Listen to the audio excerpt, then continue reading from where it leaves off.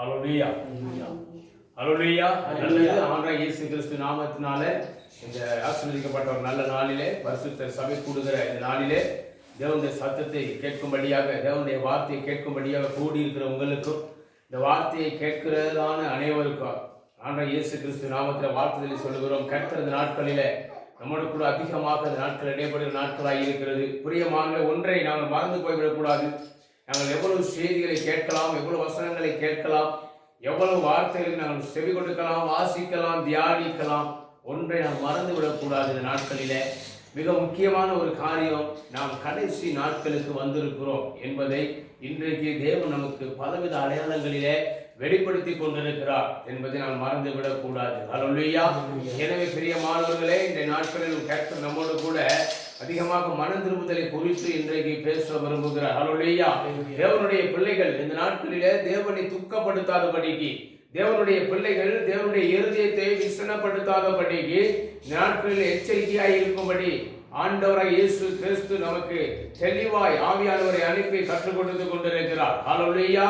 எனவே பிரியமானவர்களே, இந்த நாட்கள் நாங்கள் திருப்பிக் கொள்வோம். ஏசாயா தீர்க்கதரிசன புத்தகத்திலே 43வது அதிகாரத்திலேயே நாம் திருப்பிக் கொள்வோம். தொடர்ந்து இந்த பகுதியை நாம் தியானிக்கலாம். 21வது அதிகாரத்தையும் 22வது வசனத்தையும் ஒருவர் வாசிக்கலாம். 43 ஏசாயா 43 21 22. இந்த ஜனத்தை எனக்கென்று ஏற்படுத்தினேன். ஹல்லேலூயா. ஆண்டவர் சொல்லுகிறார், ஒரு கூட்டத்தை எனக்காக ஏற்படுத்தினேன். யாரை ஆண்டவர் சொல்லுகிறார்? அவருக்காகவே அவர் தெரிந்து கொண்ட பிள்ளைகளை சொல்லுகிறார். ஹல்லேலூயா. நான் தெரிந்து கொண்ட என் ஜனத்துக்காக ஆண்டவர் இன்றைக்கு பரிதபிக்கிறார். ஹல்லேலூயா. ஆண்டவர் ஒரு கூட்டத்தை ஏற்படுத்தினார். ஹல்லேலூயா. வேதம் என்ன சொல்லுகிறது? இந்த ஜனத்தை எனக்கென்று ஏற்படுத்தினேன், இவர்கள் என் துதியை சொல்லி வருவார்கள். இவர்கள் என் துதியை சொல்லி வருவார்கள். ஹல்லேலூயா.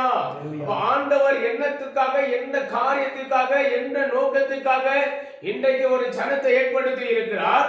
அவருடைய துதியை சொல்லி வரும்படியாக, அவருடைய மகிமையை வெளிப்படுத்தும்படியாக, தேவனை கனப்படுத்தும்படியாக, தேவனை ஆராதிக்கும்படியாக ஆண்டவர் இந்த நாட்களிலே ஒரு கூட்டத்தை ஏற்படுத்தி இருக்கிறார். ஆண்டவர் சொல்லுகிறார், இந்த ஜனத்தை ஏற்படுத்தினேன், இந்த ஜனத்தை எனக்கென்று ஏற்படுத்தினேன். ஆண்டவர் சொல்லுவதை பாருங்க, எவ்வளவு அருமையாக சொல்லுகிறார், எவ்வளவு நம்பிக்கையோடு சொல்லுகிறார், எவ்வளவு எதிர்பார்ப்போடு கூட சொல்லுகிறார். ஆண்டவர் என்ன சொல்றார்? இந்த கூட்டத்தை பார்த்து, இந்த ஜனத்தை எனக்கு என்று ஏற்படுத்தினேன். ஹல்லேலூயா.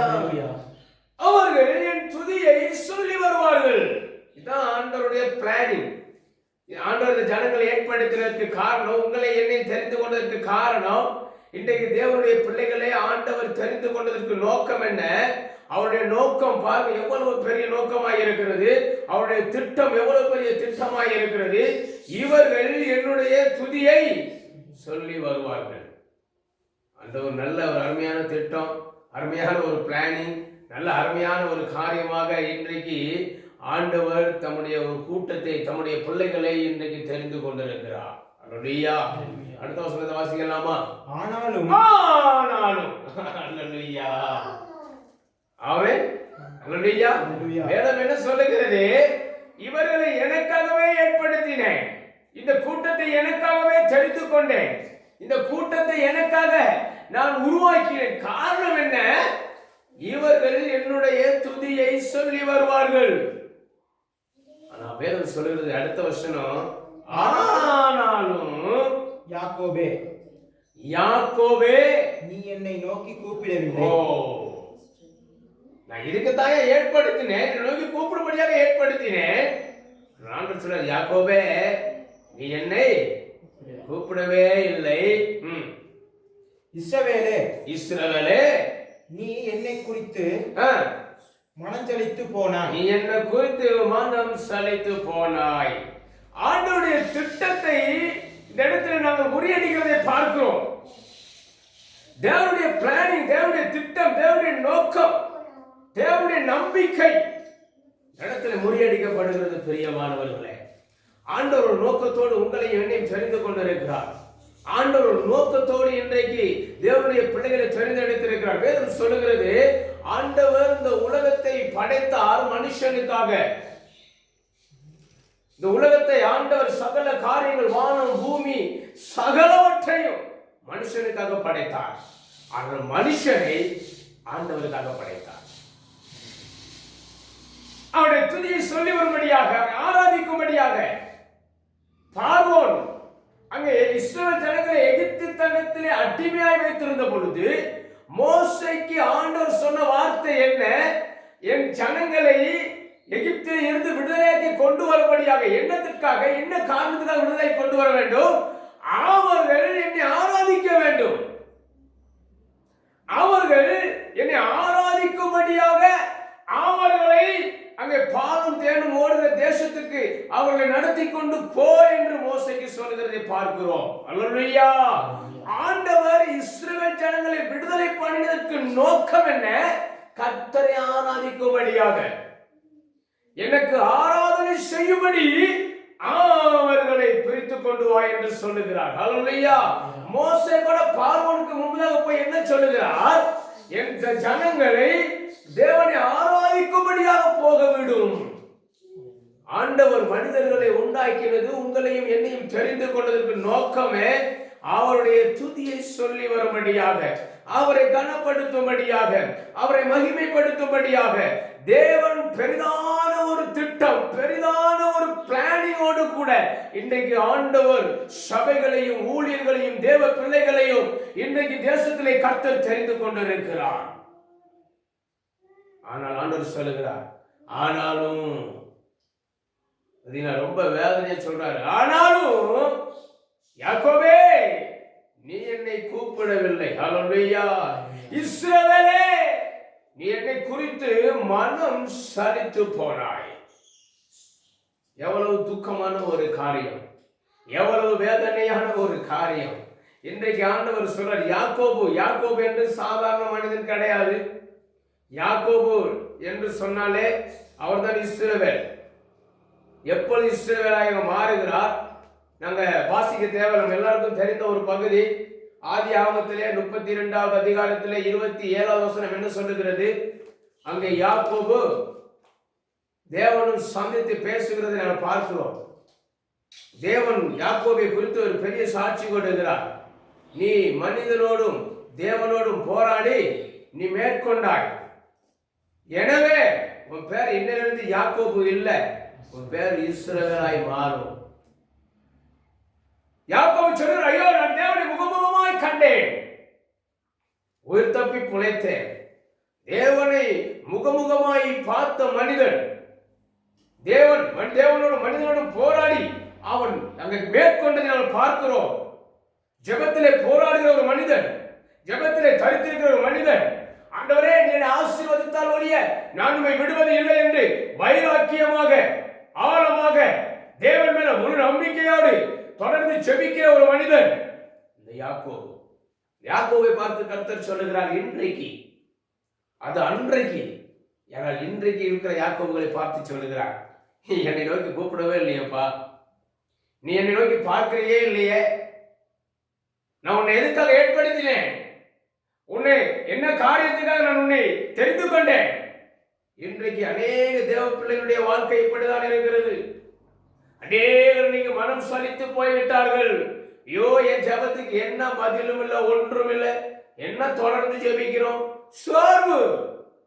லூக்கா சுவிசேஷம் 18:1 ஆண்டவர் என்ன சொல்றார்? சோர்ந்து போகாமல் எப்பொழுதும் ஜெபம் பண்ணுங்கள் என்று சொல்லுகிறார். நாங்கள் இன்றைக்கு சோர்ந்து போயிருக்கிறோம், பலவீனப்பட்டு போயிருக்கிறோம். பிரியமானவர்களே, இந்த கடைசி நாட்களிலே நாம் தேவனுடைய இருதயத்தை துக்கப்படுத்தாதபடிக்கு எச்சரிக்கையாக இருக்க வேண்டும். அல்லேலூயா. இன்றைக்கு செய்தியே தேவனுடைய இருதயத்தை துக்கப்படுத்தாதபடிக்கு எச்சரிக்கையாக இருக்க வேண்டும். தேவனுடைய இருதயம் துக்கப்பட்டுச்சுன்னா யார் நிமித்தம், நல்லா கவனமா கேளுங்க, யார் நிமித்தம் தேவனுடைய இருதயம் துக்கப்படுகிறதோ அன்று அவனுக்கு சாபம் ஆரம்பம். யார் நிமித்தம் தேவனுடைய இருதயம் மகிழ்ச்சியாய் சந்தோஷப்படுகிறதோ அன்றைக்கு அவனுக்கு ஆசீர்வாதம் ஆரம்பம். அல்லேலூயா. தேவனை துக்கப்படுத்தாதபடிக்கு, தேவனுடைய திட்டத்தை முறியடிக்காதபடிக்கு, தேவன் நம்மை தெரிந்து கொண்ட அந்த நோக்கத்தை நிறைவேற்றாதபடிக்கு நாங்கள் தேவனை சுக்கப்படுத்துவது ஒரு கஷ்டமான, ஒரு கடினமான காரியம். ஆண்டவர் சவுலை பார்த்து என்ன சொன்னார்? நீ முள்ளில் உதைக்கிறது கஷ்டம் ஐயா.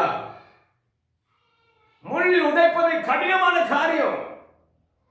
முள்ளில் உதைத்தால் உதைக்கிறவனுக்கு தான் வலிக்கும், அவனுக்கு தான் ரத்தம் வலியும். எனவே ஆண்டவர் சொல்றார், முள்ளில் உதைக்கிறது ரொம்ப கடினமான காரியம். ஆண்டவர் உங்களை என்னை நம்பி இன்றைக்கு தெரிந்து கொண்டார். உங்களை என்னை நம்பினார். என்னத்துக்காக? இவர்கள் என் துதியை சொல்லி வருவார்கள், இவர்கள் என்னை ஆராதிப்பார்கள், இவர்கள் என்னை எப்பொழுதும் மகிமைப்படுத்துவார்கள், இவர்கள் ரட்சிப்பின் பாத்திரத்தை கையில் எடுத்துக்கொண்டு என்னுடைய நாமத்தை கனம் பண்ணுவார்கள் என்று நாங்கள் ஆண்டவர் இன்றைக்கு உங்களையும் என்னையும் குறித்து பெரிதான ஒரு திட்டம் வைத்திருக்கிறார். நீங்களும் நானும் இந்த திட்டத்தை முறியடிக்காதபடி, நீங்களும் நானும் இந்த திட்டத்தை உடைத்து போடாதபடிக்கு, நீங்களும் நானும் இன்றைக்கு தேவனுடைய இருதயத்தை துக்கப்படுத்தாதபடிக்கு இந்த கடைசி நாட்களிலே மிகவும் எச்சரிக்கையாய் இருக்க வேண்டும். பிரியமானவர்களே, அதை கர்த்தர் விரும்புகிறார். அல்லேலூயா, அல்லேலூயா. எனவே ஆண்டவருடைய பிளான் நாங்கள் முறியடிக்க கூடாது. அல்லேலூயா. லூக்கா சுவிசேஷத்தில் ஆண்டவர் அருமையான ஒரு உவமையை நமக்கு சொல்லுகிறதை பார்க்கிறோம். லூக்கா சுவிசேஷத்திலே 13வது அதிகாரத்தை நாம் திருப்பிக் கொள்வோம். அதில் அருமையான ஒரு காரியத்தை கர்த்தர் நமக்கு சொல்லுகிறார். ஒரு மரத்தை வைத்து ஆண்டவர் உங்களுக்கும் எனக்கும் அவருடைய பிளானை நாங்கள் முறியடிக்காதபடி எச்சரிக்கையாக இருக்கும்படி சொல்லுகிறார். ஹல்லேலூயா, ஹல்லேலூயா. லூக்கா சுவிசேஷத்திலே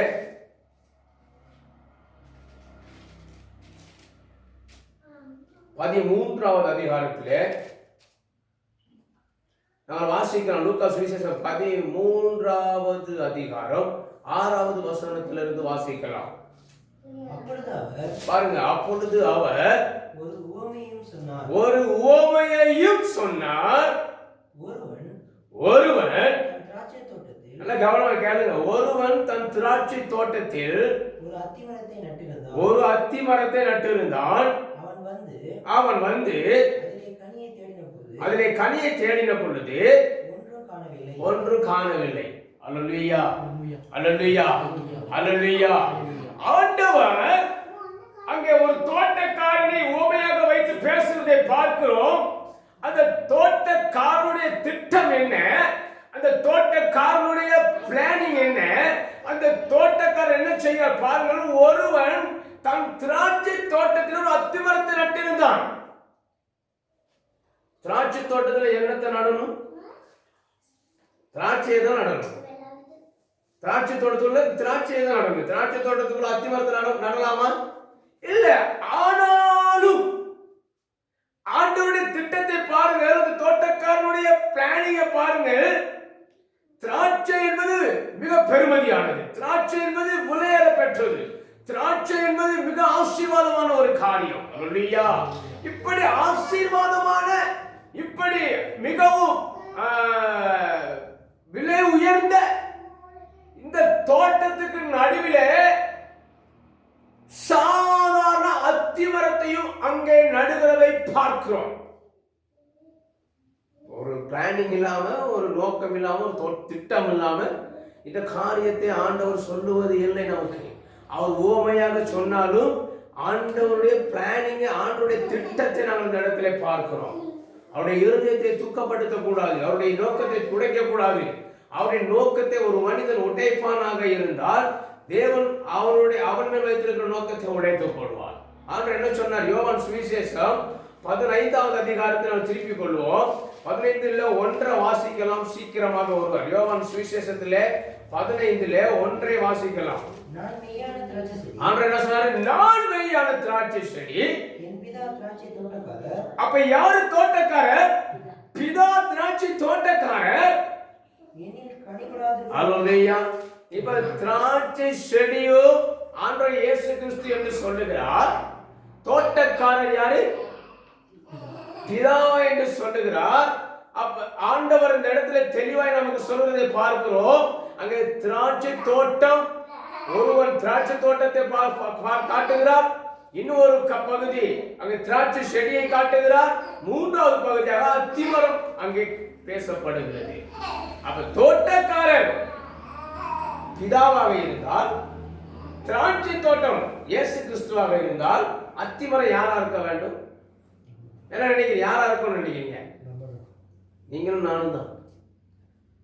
இப்படிப்பட்ட விலை உயர்ந்த, இப்படிப்பட்ட விலையேற பெற்ற ஒரு மகிமையான அருமையான காரியத்துக்குள்ளே தேவன் உங்களையும் என்னையும் இணைத்துக் கொள்வதை பார்க்கிறோம். காரணம் என்ன? நீங்களும் நானும் சாதாரண அத்திமரமாய் இருக்கலாம். ஆனால் நீங்களும் நானும் திராட்சை செடிகளுக்கு மத்தியிலே கனி கொடுக்க வேண்டும் என்பது கர்த்தருடைய திட்டம், தேவனுடைய பிளானிங். அல்லேலூயா. அதனாலதான் ஆண்டவர் அங்கே திராட்சை தோட்டங்களுக்கு நடுவிலே அத்திமரத்தை நடுகிறதை பார்க்கிறோம். அத்திமரத்தை நட்டுவிட்டு என்னத்தை எதிர்பார்க்கிறார்? கனிகளை எதிர்பார்க்கிறார். கனி கொடுக்காத கிறிஸ்தவ வாழ்க்கை அல்ல. கிறிஸ்தவ வாழ்க்கை என்றாலே அந்த வாழ்க்கையில கனி இருக்க வேண்டும். இதை கர்த்தர் மிகவும் விரும்புகிறார். காரணம், கனிகளினால்தான் ஒரு மனுஷனை அறிய முடியும் என்று வேதம் சொல்லுகிறது. அவர்களுடைய கனிகளினாலே அவர்களை அறிவீர்கள். நல்ல மரம் நல்ல கனி கொடுக்கும், கெட்ட மரமோ கெட்ட கனிகளை கொடுக்கும். அவருடைய கனிகளினாலே அவர்களை அறிய முடியும். எனவே பிரியமானவர்களே, ஆண்டவருடைய சமூகத்திலே அவரால் தெரிந்து கொள்ளப்பட்டிருக்கிற நாம், ஆண்டவர் சொன்னார், இந்த ஜனத்தை எனக்கென்று ஏற்படுத்தினேன், இவர்கள் கனிகளை கொடுக்கும்படி. ஹல்லேலூயா. இவர்கள் என் துதியை சொல்லி வரும்படி. ஹல்லேலூயா. ஆண்டவர் இன்றைக்கு தேவனுடைய பிள்ளைகளாய் இருக்கிற உங்களையும் என்னையும் தெரிந்து கொண்டதற்கு நோக்கம் உண்டு, ஒரு திட்டம் உண்டு. இந்த நோக்கத்தையும் திட்டத்தையும் நிறைவேற்றுவதற்காக தான் கர்த்தர் இந்த நாட்களிலே உங்களோடு என்னோடு கூட இடைப்பட்டுக் கொண்டிருக்கிறார். எனவே பிரியமானவர்களே, தேவன் ஒரு திட்டத்தை வைத்திருக்கிறார். பாருங்கள், அப்பொழுது வாசிக்கலாம். அப்பொழுது அவன் தோட்டக்காரனை நோக்கி, 6வது வசனத்தை வாசிங்க. 6வது வசனத்துல இருந்து. அப்பொழுது அவர் ஒரு உவமையையும் சொன்னார். ஒரு உவமையை சொன்னார். ஒருவன் தன் திராட்சை தோட்டத்தில் ஒரு அத்திமரத்தை நட்டிருந்தான். அவன் வந்து அதிலே கனியை தேடின பொழுது ஒன்றும் காணவில்லை. ஹல்லேலூயா. ஹல்லேலூயா. அவருடைய பிளானிங் அங்கே முறியடிக்கப்பட்டுருச்சு. அவருடைய நோக்கம் அங்கே ஃபெயிலியர். கர்த்தர் உங்க மேல என் மேல வச்சிருக்கிற திட்டம் அங்கே ஃபெயிலியர் ஆகிருச்சு. பிரியமானவர்களே, அதுக்கு பிறகு நீங்கள் வாசித்து பாருங்க. அங்கே ஆண்டவர் திரும்ப இன்னொரு வருஷம் சந்தர்ப்பம் கொடுக்கிறதை பார்க்கிறோம். பயன்படுத்தி கொண்டால் ஓகே, பயன்படுத்தாவிட்டால் வெட்டுண்டு அக்னியில போடப்பட வேண்டும். அந்த தோட்டக்காரர் சொன்ன, ஐயா இந்த ஒரு வருஷம் பார்ப்போம். ஆண்டவர் சொன்ன, வெட்டி அப்பயே வெட்டி அக்னியில போடுங்க. ஆனா உங்களுக்காக எனக்காக வாக்கு கடங்கா பெருமிச்சுக்களோடு வேண்டுதல் செய்கிற ஒரு ஆவியானவர் உண்டு ஐயா. கிருபையை நமக்கு பெற்றுக் கொடுக்கிற, மன்னிப்பை பெற்றுக் கொடுக்கிற, சந்தர்ப்பத்தை பெற்றுக் கொடுக்கிற, தேவ கோபத்திற்காக உங்களையும் என்னையும் விலக்கி காட்கிற, உங்களுக்காக எனக்காக வாக்கு கடங்கா பெருமிச்சுக்களோடு வேண்டுதல் செய்கிற ஒரு ஆவியானவர் உண்டு. அந்த ஆண்டவர் பேசுகிறார், ஐயோ வெட்ட வேணாம்ப்பா, இந்த ஒரு வருஷம் ஐயா, இந்த ஒரு வருஷம் பார்ப்போம், இந்த ஒரு வருஷம் நான் கொத்தி எரு போடுகிறேன். கனி கொடுத்தால் சரி, கொடுக்காவிட்டால் வெட்டி போடுவோம் என்று சொல்கிறதை பார்க்கிறோம். அல்லேலூயா. ஆண்டவர் நாட்கள் நான் கனி கொடுக்காவிட்டால் பரவாயில்ல, தன்னுடைய வசனத்தை சொல்லி தன் வார்த்தையை சொல்லி ஆண்டவர் என்றைக்கு நம்மை பலப்படுத்தி ஆண்டவருடைய திட்டத்தை நிறைவேற்ற வேண்டி ஒரு வருஷம் சந்தர்ப்பம் கொடுக்கிறார். இந்த ஒரு வருஷம் பார்ப்போம், என்னை கூப்பிடுறானா பார்ப்போம், இந்த ஒரு வருஷம் பார்ப்போம், இந்த வாழ்க்கையை கனி இருக்குதா என்று சொல்லி பார்ப்போம், இந்த ஒரு வருஷம் விட்டு கொடுப்போம். ஆண்டவர் சந்தர்ப்பத்தை கொடுக்கிறார். பிரியமானவர்களை, கடைசி காலத்தில் வந்திருக்கிறோம். இந்தியா தேசங்களிலே இன்றைக்கு வெட்டுக்கிளிகள் படையெடுத்து வந்து தேசத்தை அழிக்கும்படியாக அங்கே செயல்பட்டு கொண்டிருக்கிறது. ரஷ்யா பகுதியிலே கழுகுகள் கூடி இருக்கிறதை நாங்கள் பார்க்கிறோம். கொள்ளை நோய்கள் பரவுகிறதை பார்க்கிறோம். தேவாலயங்கள் பூட்டப்பட்டிருக்கிறதை பார்க்கிறோம். தேவ சத்தத்தை கேட்க முடியாதபடி, தேவ வார்த்தை கேட்க முடியாதபடி அங்கே பஞ்சம் உண்டாயிருக்கிறதை பார்க்கிறோம். ஆமோஸ் 8:11 படி தீர்க்கதரிசிகள் சொன்ன காரியங்கள் நிறைவேறிக் கொண்டிருக்கிறது. வெளிப்படுத்தின விசேஷத்தில் யோவான் கண்ட தரிசனங்கள் நிறைவேறிக் கொண்டிருக்கிறது. இப்படிப்பட்ட ஒரு கடைசி நாட்களிலே நீங்களும் நானும் கண்களினாலே அழிவை பார்த்து, காதுகளினாலே அழிவுகளை கேள்விப்படுகிற நாட்களிலே வாழ்ந்து கொண்டிருக்கிறோம். இப்பொழுது நாம் தேவன் நோக்கி கூப்பிடாவிட்டால், இப்பொழுது நாம் தேவனை நோக்கி நாங்கள் மனம் சலித்து போயிருப்போமா இருந்தால் நீயும் நானும் எங்கே நிற்போம்? பிரியமானவர்களே, வேதம் சொல்கிறது அவருடைய வருகை சமீபமாய் இருக்கிறது. அவருடைய வருகையின் பொழுது அவருக்கு முன்பதாக வெட்கப்பட்டு போகாதபடி தைரியம் உள்ளவராய் நிற்கும்படி நீங்கள் நானும் ஆயத்தமாகும்படி கர்த்தர் சொல்லுகிறார். வருகையில் எங்க நிற்போம்? வசனம் உண்டு. ஆண்டவர் இப்படி தெளிவாய் சொல்லுகிறார். ரட்சிக்கப்படுகிறவனே, மீட்டு ரட்சிக்கப்படுகிறவனே, ஆண்டவரால் ஏற்று தெரிந்து கொள்ளப்பட்டவனே, இன்னைக்கு ரட்சிக்கப்படுகிறது அரிதானால் பாவி எங்கே நிற்பான்? பிரியமானவர்களே, மனம் திரும்ப வேண்டிய நாட்களிலே வந்திருக்கிறோம். மனம் திரும்ப வேண்டிய சந்தர்ப்பத்துக்குள்ளே வந்திருக்கிறோம். தேவன் நமக்கு கிருபையாய் ஒரு வருஷத்தை கொடுத்திருக்கிறார். கிருபையாய் ஒரு காரியத்தை கொடுத்திருக்கிறார். தேவனுடைய இருதயத்தை துக்கப்படுத்தாதபடிக்கு, தேவனுடைய இருதயத்தை வேதனைப்படுத்தாதபடிக்கு, தேவனுடைய இருதயத்தை கடினப்படுத்தாதபடிக்கு பிரியமானவர்களே, நாம் மிகுந்த ஜாக்கிரதை உள்ளவர்களாய் இருக்க வேண்டும். அல்லேலூயா, அல்லேலூயா. இன்னொரு காரியத்தை நாம் பார்க்கிறோம். ஏசாயா தீர்க்கதரிசன புத்தகத்திலே 5வது அதிகாரத்தில் ஒரு காரியத்தை கர்த்தர் வெளிப்படு வாசிக்கலாம். ஏசாயா தீர்க்கதரிசன புத்தகத்திலே 5வது அதிகாரத்தை ஒருவர் திருப்பி வாசிக்கலாம். 1வது வசனத்திலே இருந்து சீக்கிரமாக. இப்பொழுது நான் என் நேசரிடத்தில் திராட்சை தோட்டத்தை குறித்து பாருங்க, திராட்சை தோட்டத்தை குறித்து என் நேசருக்கு ஏற்ற ஒரு பாட்டை பாடுவேன். என் நேசருக்கு மகா செழிப்பான மேட்டிலே, பாருங்க, நம் தேவனுக்கு நேசருக்கு ஒரு மகா செழிப்பான ஒரு மேட்டிலே ஒரு திராட்சை தோட்டம் உண்டு. அவர் அதை வேலி அடைக்கிறார். கவனமா கேளுங்க. ஆண்டவர் அதை வேலி அடைக்கிறார். அதிலுள்ள கற்களை பொறுக்கி அதிலே நற்குலமான நல்ல கனிகளை, நல்ல குவாலிட்டியான கனிகள் கொடுக்கிறதான நல்ல தரமான திராட்சை செடிகளை நாட்டுகிறார். அதன் நடுவில் ஒரு கோபுரத்தை கட்டி அதில் ஆலயம் உண்டு பண்ணி அது நல்ல திராட்சை பழங்களை. ஆண்டவருடைய திட்டம் என்ன? ஆண்டவருடைய பிளானிங் என்ன? ஆண்டவர் இந்த காரியத்தை செலுத்த நோக்கம் என்ன? அதிலே இருந்து நல்ல கனிகளை பெற்றுக் கொள்ள வேண்டும். நல்ல கனிகள் தரும், இது நல்ல கனிகளை கொடுக்க வேண்டும் என்ற ஒரு திட்டத்திலே அவர் வேலி அடைத்து கற்களை பொறுக்கி அந்த நட்குல திராட்சை செடிகளை நட்டு ஒரு கோபுரத்தை நட்டு ஆண்டவர் நாட்களை எதிர்பார்த்து கொண்டிருக்கிறார். பிரியமானவர்களே, அப்படிதான் தேவன் உங்களையும் என்னையும் தெரிந்து கொண்டிருக்கிறார். எங்கேயோ வாழ்ந்தோம், எங்கேயோ வாழ்ந்து கொண்டு, ஏதோ ஒரு காரியத்தில் வாழ்ந்து கொண்டு, ஏதோ ஒரு இருளிலே இருந்தோம் அல்லவா? தேவன் உன்னையும் என்னையும் தெரிந்து கொண்டு வேலி அடைத்து நமக்குள்ளே இருந்த எல்லா பாவமான கற்களை எல்லாம் பொறுக்கி எரிந்துவிட்டு இன்றைக்கு உன்னையும் என்னையும் ஒரு நல்ல உயர்ந்த இடத்திலே, உயர்குலமான ஒரு ஸ்தானத்திலே கொண்டு வந்து நிறுத்தி நீங்களும் நானும் நல்ல கனிகளை கொடுப்போம் என்று எதிர்பார்த்து கொண்டிருக்கிறார். அல்லேலூயா. தேவனுக்கு ஒரு பிளானிங் இருக்கிறது. உங்களை என்ன ஏற்படுத்துறதுக்கு ஒரு திட்டம் இருக்கிறது. என்ன சொன்னார்? அது நல்ல பழங்களை தரும் என்று காத்திருந்தார். அதுவோ கசப்பான பழங்களை கொடுத்து தேவனுடைய இருதயத்தை வேதனைப்படுத்தினது. அல்லேலூயா.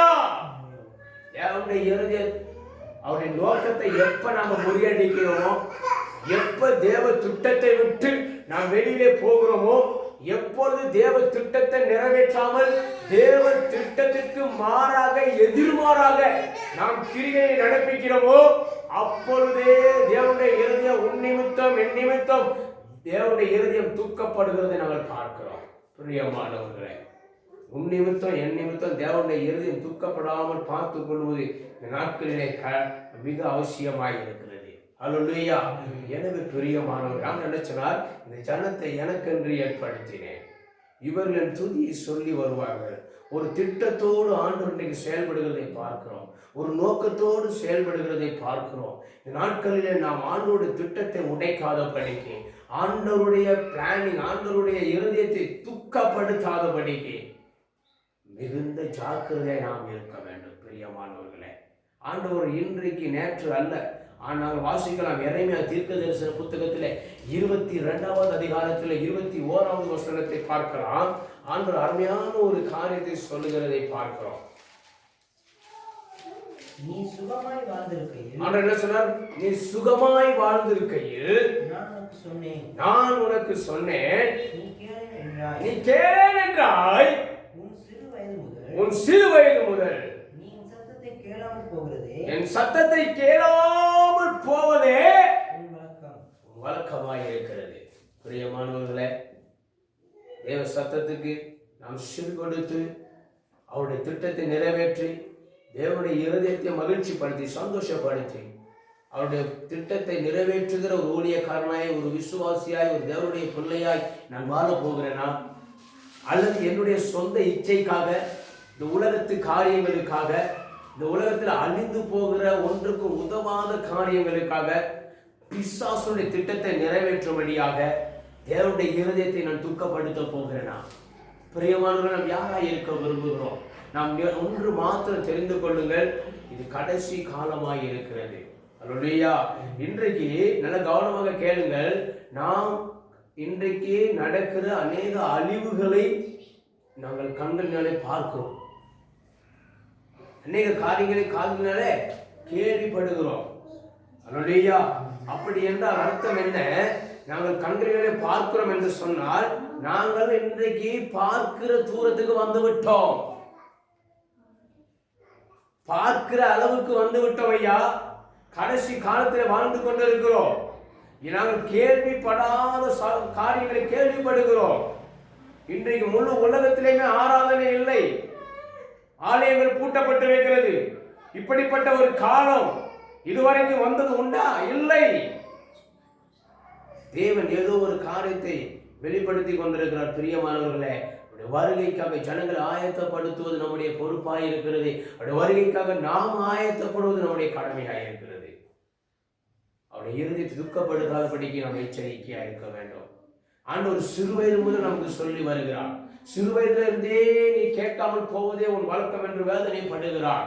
இப்படி ஆண்டவர் உன் நிமித்த என் நிமித்த வேதனைப்படுவதை இன்றோடு தவிர்த்து கொள்ள, நாம் தேவனுடைய இருதயத்தை சந்தோஷப்படுத்த, மனம் திரும்பி பரிசுத்தமான ஒரு வாழ்க்கை வாழ ஒப்பு கொடுக்க வேண்டும். பிரியமானவர்களே, அப்படி பரிசுத்தமாக கர்த்தருக்கு பயந்து உண்மையான ஒரு வாழ்க்கை வாழ்வோமாக இருந்தால்தான் கர்த்தர் நம்மில் பிரியப்படுவார். மாய்மாலமான வாழ்க்கை வேண்டாம். பரிசுத்தமான வாழ்க்கை வாழ்வது போல ஒரு நடிப்பு, சபைக்கு முன்பதாக ஒரு நடிப்பு, தேவனுடைய பிள்ளைகளுக்கு முன்பதாக ஒரு நடிப்பு, ஊழியக்காரர்களுக்கு முன்பதாக ஒரு நடிப்பு.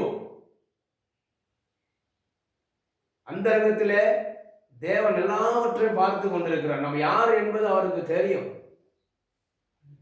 நாம் யார், நாம் எப்படிப்பட்டவர்கள் என்பது தேவனுக்கு நன்றாகவே தெரியும். அவனவனுக்குரிய பலன் அவரோட வருகிறது. அல்லேலூயா. நல்லவனை போல நடிக்கலாம், அதுக்கு இந்த பூமியிலே பலன் கிடைத்து விட்டது. நல்ல ஜெப வீரனை போல நடிக்கலாம், நல்ல விசுவாசியை போல நடிக்கலாம், கனி கொடுக்கிறதை போல நடிக்கலாம். தேவனுக்கு தெரியும், எல்லாம் தேவனுக்கு தெரியும். அல்லேலூயா. ஆண்டவரை ஒரு நாளும் ஒரு காலம் ஒரு நாளும் ஏமாற்ற முடியாது. தயவு செய்து ஒரு காரியம், தேவனுடைய இறுதியை துக்கப்படுத்த வேண்டாம். ஆண்டவருடைய இறுதியை நாட்களை துக்கப்படுத்துவோமாக இருந்தால் சாபம் நிச்சயமாக உண்டு. ஆண்டவருடைய இறுதி உன் நிமித்த என் நிமித்த சந்தோஷப்படுமாக இருந்தால் ஆசீர்வாதம் நிச்சயமாக உண்டு. நாம் எதை சுதந்திரிக்க போகிறோம்? எந்த காரியத்தை நாங்கள் இன்றைக்கு தேடிக் கொண்டிருக்கிறோம்?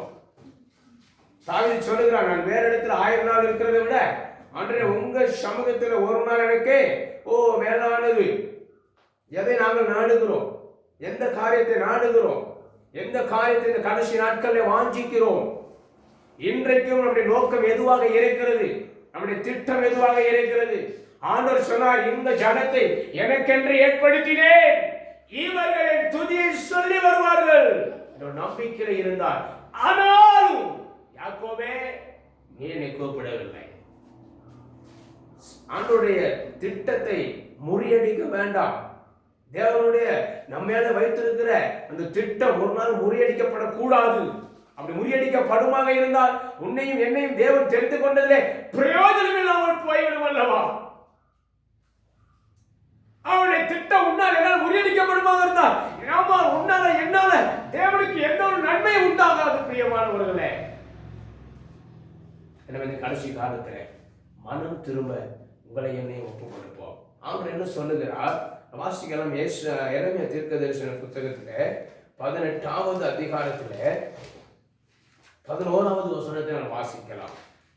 இப்பொழுதும் யூதாவின் மனுஷரையும் எருசலேமின் குடிகளையும் நோக்கி, இதோ நான் உங்களுக்கு விரோதமாக ஒரு தீங்கை உருப்படுத்தி, ஆண்டவர் சொல்ல பாருங்க, இதோ உங்களுக்கு விரோதமாக நான் ஒரு தீங்கை உருப்படுத்தி உங்களுக்கு விரோதமாக ஒரு காரியத்தை யோசிக்கிறேன். உங்களுக்கு விரோதமாக ஒரு காரியத்தை நான் யோசிக்கிறேன். ஹல்லேலூயா. ஆண்டவர் உங்களுக்காக எனக்காக ஒரு தீமையை உருவாக்கி அந்த தீமையின் மூலமாக நமக்கு ஒரு தீமையை செய்வதற்கு அவர் யோசிக்கிறாராம். இல்லையா? காரணம் என்ன தெரியுமா? வாசிக்கலாம். ஆகையால் சொல்லிட்டார் ஆண்டவர், எதையும் நமக்கு சொல்லாம செய்ய மாட்டார். ஆமென். சொல்லிட்டு தான் செய்கிறார். நம்ம மன திரும்ப வேண்டியது நம்முடைய பொறுப்பு. அப்ப ஆகையால் உங்களில் ஒவ்வொருவரும் ஆண்டவர் சொல்லிட்டாரு, தன் பொல்லாத வழிகளை விட்டு திரும்பி உங்கள் வழிகளையும் உங்கள் கிரியைகளையும் சீர்படுத்துங்கள் என்று கர்த்தர் உரைக்கிறார் என்று எரேமியாவை பார்த்து ஆண்டவர் சொல்லுகிறார், போய் சொல்லும்படியாக. ஹல்லேலூயா, ஹல்லேலூயா. எனவே பிரியமானவர்களே, ஆண்டவர் இன்றைக்கு அவருடைய இருதயத்தை துக்கப்படுத்தாதபடிக்கு, அவருடைய திட்டத்தை முறியடிக்காதபடிக்கு இன்றைக்கு ஆண்டவர் உங்களுக்கும் எனக்கும் என்ன சொல்லுகிறார் தெரியுமா? அருமையான ஒரு காரியத்தை சொல்லுகிறார். தன் பொல்லாத வழியை விட்டு திரும்பி உங்கள் வழிகளையும் உங்கள் கிரியைகளையும் சீர்படுத்துங்கள். ஹல்லேலூயா. அப்ப நாம் சீர்படுத்துவோமாக இருந்தால் ஆண்டவருடைய வருகையின் பொழுது நாம் கம்பீரமாய் நிற்க முடியும். ஆண்டவருடைய வருகையின் பொழுது வெட்கப்படாதபடிக்கு நாம் வெட்கப்படாத ஊழியக்காரனாய், வெட்கப்படாத விசுவாசியாய், வெட்கப்படாத தேவ பிள்ளையாய் நான் அவருக்கு முன்பதாய் நிற்க முடியும். ஹல்லேலூயா. அப்படிப்பட்ட ஒரு காலத்தை நாம் உருவாக்கி கொள்ளும்படியாக தேவன் கொஞ்சம் சந்தர்ப்பத்தை கொடுத்திருக்கிறார். வரப்போகிற நாட்களிலே நாம் அந்த சந்தர்ப்பத்தை பயன்படுத்தி கொள்ளுவோம். நம்ம சந்தர்ப்பத்தை பயன்படுத்தாதபடிக்கு நம்முடைய சுய இச்சையை வாழ்ந்து கொண்டு இன்றைக்கு உலக காரியங்களுக்கு பயந்து, உலக அதிகாரங்களுக்கு பயந்து இன்றைக்கு நாம் தேவ சமூகத்தை விட்டு விலகி ஓடுவோமானால், தேவ சமூகத்தை அசட்டை பண்ணுவோமானால், தேவ திட்டத்தை முறியடிப்போமானால், நமக்காக ஆண்டவர் ஒரு தீங்கை உருப்படுத்தி ஒரு தீமையை செலுத்தி யோசித்துக் கொண்டே இருக்கிறாராம். செய்வோமா வேண்டாமா என்று யோசித்துக் கொண்டே இருக்கிறாராம். ஆண்டவர் இப்படிப்பட்ட ஒரு நோக்கத்தில் இந்த நாட்களில் இருக்கிறபடினாலே, ஆண்டவர் இப்படிப்பட்ட ஒரு பிளானிங்கோடு இந்த நாட்களில் இருக்கிறபடினால் ஆண்டவரை சொல்லுகிறார், ஆகையால் நான் இப்படி ஒரு பிளானிங்கோடு இருக்கிறேன், இப்படி காரியத்தை செய்வதற்கு நான் யோசித்துக் கொண்டிருக்கிறேன். ஆகையால் என்னுடைய பிள்ளைகளே, ஆகையால் நான் நேசிக்கிற என் ஜனமே, ஆகையால் நான் ஜீவனையே கொடுத்து ரட்சித்து மீட்டுக் கொண்ட என் பிள்ளையே, நீ என்ன செய்ய வேண்டும்? உன்னுடைய அக்கிரமத்தை விட்டு வெளியே வா, உன்னுடைய பொல்லாத காரியத்தை விட்டு வெளியே வா, உன்னுடைய சுயநலத்தை விட்டு வெளியே வா, உன்னுடைய வம்ச இச்சைகளை விட்டு வெளியே வா. ஆண்டவர் சொல்றார், இவைகள் எல்லாம் விட்டு நீ வெளியே வந்து உங்கள் வழிகளையும் கிரியைகளையும் சீர்படுத்திக் கொள்ளுங்கள். அப்பொழுது நான் பிளான் பண்ணி வைத்திருக்கிற தீமை, நான் உங்களுக்கு செய்ய நினைத்திருக்கிற அந்த பொல்லாத தீமையை நான் உங்களுக்கு செய்வது இல்லை. இப்படியே வாழ்க, ஆண்டுடைய இருதயத்தை துக்கப்படுத்திக் கொண்டே தான் இருப்போம். நான் எப்ப பார்த்தாலும் இந்த உலகத்துல தான் எங்களுடைய அட்டாச்மெண்ட் இருக்கிறது என்று நீ அப்படியான ஒரு வாழ்க்கை வாழ்ந்து கொண்டிருந்தால் தேவன் யோசித்துக் கொண்டிருக்கிறதை செய்வதற்கு அதிக நேரம் செல்லாது. ஹல்லேலூயா, ஹல்லேலூயா. எனவே பிரியமானவர்களே, இந்த வசனத்தின் படி, இந்த வார்த்தையின் படி நாம் பொல்லாத வழியை விட்டு திரும்பி நம்முடைய வழிகளையும் நம்முடைய கிரியைகளையும் சீர்படுத்துங்கள் என்று கர்த்தர் சொல்லுகிறார். நான் அந்த காரியத்துக்கு எங்களை ஒப்பு கொடுப்போம், அப்படியான ஒரு திட்டத்துக்கு எங்களை ஒப்பு கொடுப்போம். ஆண்டவர் அப்பொழுது நம்மை வழி நடத்துவாராக. ஹல்லேலூயா, ஹல்லேலூயா, ஹல்லேலூயா. எனவே பிரியமானவர்களே, ஆண்டவர் உங்களையும் என்னையும் ஒரு திட்டத்தோடு ஒரு நோக்கத்தோடு இன்றைக்கு தெரிந்தெடுத்திருக்கிறார். அந்த திட்டத்தையும் நோக்கத்தை நிறைவேற்றும்படியாக இன்றைக்கு ஆண்டவர் உங்களை என்னை இந்த இடத்துல கூட்டி சேர்த்திருக்கிறார். இந்த செய்தியை கேட்பதற்கு உங்களுக்கு கிருபை செய்திருக்கிறார். அல்லேலூயா. எனவே பிரியமானவர்களே, நாம் இந்த காரியத்தை கவனமாக இருக்க வேண்டும். அல்லேலூயா. எல்லாரும் ஒப்பு கொடுக்கலாமா? நான் ஒப்பு கொடுத்து நான் ஜெபிக்க போகிறோம். ஆண்டவரே, நம்ம வழிகளை சீர்படுத்தும்படியாக, பொல்லாத வழிகளை விட்டு திரும்பும்படியாக, நம்முடைய எல்லா அக்கிரமத்தை விட்டு மீள வரும்படியாக, தேவ இருதயத்தை விசேஷமாக துக்கப்படுத்தாதபடிக்கு, அவருடைய திட்டத்தை பிளானிங்கை முறியடிக்காதபடிக்கு ஆண்டவரே நான் உம்மிடத்தில் வருகிறேன் என்று சொல்லி இதை ஒப்பு கொடுத்து ஜெபிக்க போகிறோம். எனவே பிரியமான எல்லாரும் கண்களை மூடி ஒரு விஷயம் ஒப்பு கொடுப்போம், ஜெபம் பண்ணுவோம். வசனத்தின்படி இந்த வார்த்தைகளை ஒப்பு கொடுப்போம். கர்த்தர் தாமே உங்களை ஆசீர்வதிப்பார்.